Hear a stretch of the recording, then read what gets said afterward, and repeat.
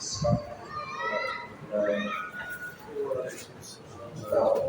بالله من الشيطان الرجيم.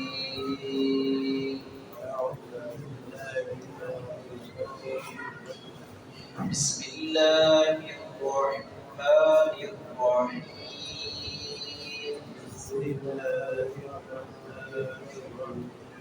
وما كان لمؤمن ولا مؤمنة إذا قضى الله ورسوله أمرا أن يكون لهم الخيرة من أمرهم ومن يعص الله ورسوله فقد ضل ضلالا مبينا.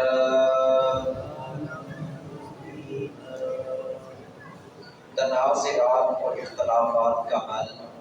اللہ رب العزت نے قرآن کریم میں بیان فرمایا ہے کہ جب کوئی اختلاف ہو جائے تو فَإِن تَنَازَعْتُمْ فِي شَيْءٍ فَرُدُّوهُ إِلَى اللَّهِ وَالرَّسُولِ. کسی بھی معاملے میں اختلاف ہو گیا، لڑائی ہو گئی، جھگڑا ہو گیا، اس کا حل کیا ہے؟ اللہ کی طرف پلٹنا ہے، اللہ کے رسول کی طرف رجوع کرنا ہے.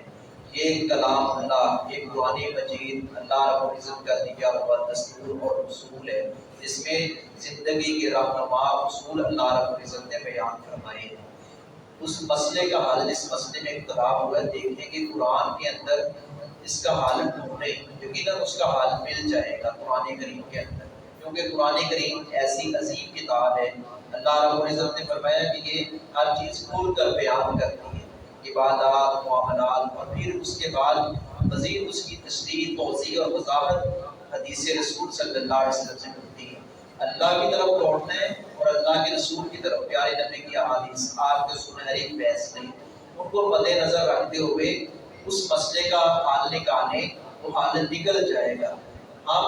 حل نکالنے کے لیے دائیں بائیں ادھر ادھر ڈھونڈتے ہیں، اس سے حل نہیں ہوگا مسئلہ. مسئلہ حل کیسے ہوگا؟ اختلافات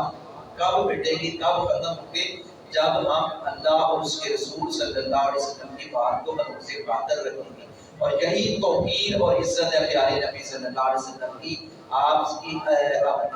سے محبت کا تقاضا یہ ہے، آپ کی اطاعت کا تقاضا یہ ہے کہ آپ کے فیصلے کو سامنے رکھا جائے. آج معاشرے کے اندر کتنے اختلافات ہیں ہماری زندگی میں، اور نئے سے نئے اختلافات، فتنے رونما ہو رہے ہیں، جنم لے رہے ہیں. ان فتنوں کا، ان اختلافات کا حل رسول اللہ صلی اللہ علیہ وسلم نے بیان فرمایا، کلام اللہ کے اندر موجود ہے. پیارے نبی صلی اللہ علیہ وسلم آپ چیف جسٹس تھے، آپ قاضی القضات تھے. اللہ رب العزت نے آپ سے بڑھ کر اعلیٰ منصب اور جج اس کائنات میں کسی کو نہیں بنایا. ہمارے ہاں توہین عدالت پر کیس ہوتا ہے اور وہاں بیلا شور بجایا جاتا ہے، فلاں شخص نے عدالت کی توہین کی ہے. تو رسول اللہ صلی اللہ علیہ وسلم کی کیا یہ توہین نہیں ہے کہ پیارے نبی صلی اللہ علیہ وسلم کا فیصلہ آ جائے اور ہم اپنی خواہشات کو سامنے رکھیں؟ پیارے نبی کا فیصلہ آ جائے، ہم برادری کی رسومات کو، ہم اپنے بڑوں کی بات کو، سب سے بڑے رسول اللہ صلی اللہ علیہ وسلم کی بات کو چھوڑ کر دیگر کی بات کو ترجیح دی جا رہی ہے. تو یہ پیارے نبی صلی اللہ علیہ وسلم کو اللہ رب العزت نے مقصد بنایا ہے. تو آپ نے جو فیصلے فرمائے ہیں ان سے ہمیں سبق لینا چاہیے، رہنمائی حاصل کرنی چاہیے. اس آیت میں بنیادی طور پر اللہ رب العزت نے ہمیں یہی سبق دیا ہے کہ کوئی شخص، کوئی مسلمان، کوئی مومن اتنی دیر تک مومن نہیں، عورت اتنی دیر تک مومنہ نہیں جب تک وہ اللہ اور اس کے رسول کو اپنا جج نہیں مان لیتا، اپنا فیصل نہیں مان لیتا، اس کے فیصلے کی پابندی نہیں کرتا. یہی وجہ ہے کہ ہم اختلافات کا شکار ہیں کہ ہم اللہ کے رسول صلی اللہ علیہ وسلم کے فیصلے ان کو سامنے نہیں رکھتے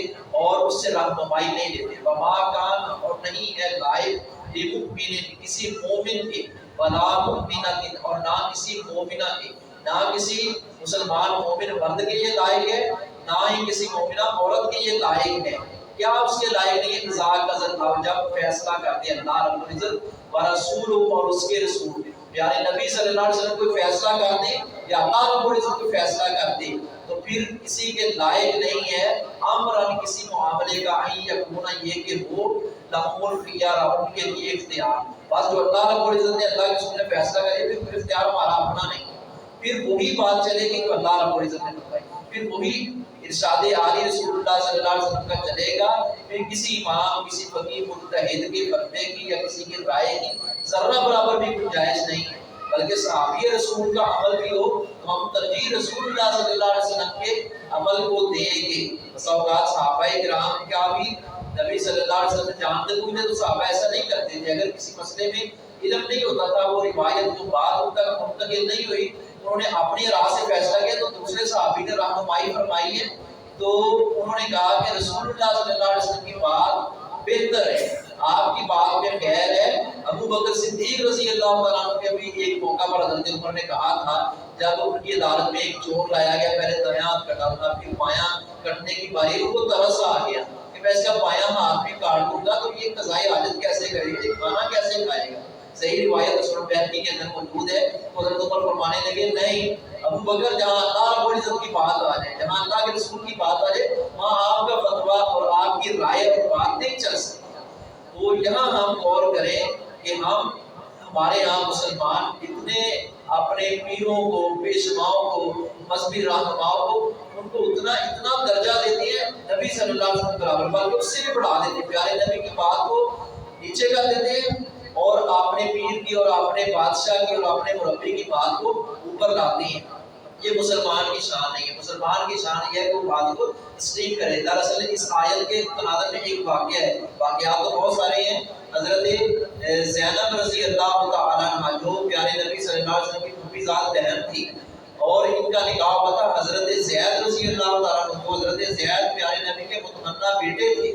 تو ان کے ساتھ نکاح ہوا تھا۔ پہلے حضرت زینب تسلیم نہیں کر رہی تھی کہ یہ اس پر غلامی کا دبہ ذہن میں آیا، بے شک آزاد رسول اللہ صلی اللہ علیہ وسلم نے کہا کہ اپنا بیٹا بنا دیا ہے، تو ان کے ذہن میں تھا کہ میں مجھے خاندانی نبی صلی اللہ علیہ وسلم نے جب یہ بات کہی کہ نہیں زینب تمہیں ایسا ہی کرنا پڑے گا، قرآن کی یہ آیت اس وقت نازل ہوئی کہ کسی مومن مرد اور مومن عورت کو اختیار نہیں ہے کہ جب اللہ اور اس کے رسول فیصلہ کر دیں کہ پھر وہ اپنی رائے کا اظہار کریں، پھر وہ اپنی من مانی کریں۔ حضرت زینب نے کہا کہ ٹھیک ہے، اب آپ نے فرما دیا، پھر یہ بات سنی، قرآن کی یہ آیت سنی، سب تسلیم کام کر دیا کہ نہیں اب میری رائے نہیں ہے، رسول اللہ صلی اللہ علیہ وسلم کی بات کو ترجیح دی ہے۔ نہیں یکون لہم الخیار، یہ کہ ہو اس کے لیے اختیار، یعنی اس کے لیے کوئی اختیار نہیں رہتا کہ وہ کوئی اپنا فیصلہ اپنی رائے سے من امر ان کے معاملے میں، ومن یعص اللہ، اور جو کوئی نافرمانی کرے اللہ رب العزت کی و رسولہ اور اس کے رسول کی، فقد ضل، تو تحقیق وہ گمراہ ہو گیا۔ کتنے ایسے مسائل ہیں، یہ طلاق کے معاملے میں، یہ اپنا اسی طرح یہ عدالتی نکاح ہے یا سود اور رشوت کے بارے میں عجیب و غریب قسم کے فتوے دیے جا رہے ہیں اور لینے والے دے رہے ہیں، دینے والے دے رہے ہیں، کتاب و سنت کے واضح طور پر خلاف ہیں، تو رسول اللہ صلی اللہ علیہ وسلم کی بات کو نظر انداز کر کے اپنی بات اور دنیا کی ہرس اور لالچ اور طمع میں آ کر کیا کچھ کیا جا رہا ہے، یہ رسول اللہ صلی اللہ علیہ وسلم کی عزت اور قدر نہیں کی گئی، یہ اللہ اور اس کے رسول کے فیصلوں کو ٹھکرایا جا رہا ہے۔ ایسا شخص جو ہے وہ اللہ کی نافرمانی کر رہا ہے، فقط ضل، تحقیق وہ گمراہ ہو گیا، ضلالا گمراہ مبینا، ظاہر کھلا وہ گمراہ ہے۔ اللہ رب العزت ہمیں ایسی گمراہی سے محفوظ رکھے۔